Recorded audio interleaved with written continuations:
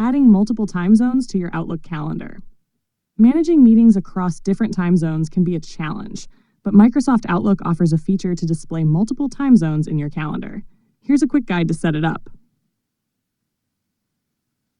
Steps to add time zones in Outlook. 1. Access calendar settings. Go to Settings in the upper right corner of Outlook. Click Calendar in the menu to access calendar-related settings. 2. Locate time zone settings. Scroll down in the View Settings section to find time zones. 3. Add another time zone. You'll see your current time zone listed. Click Add Time Zone to insert a new one.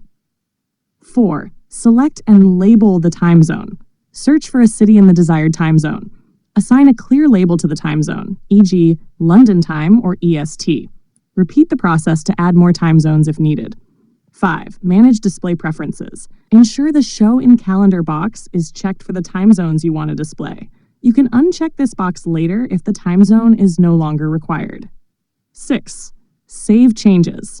Click Save to finalize the settings. View and adjust. After saving, your calendar will display the selected time zones alongside your events.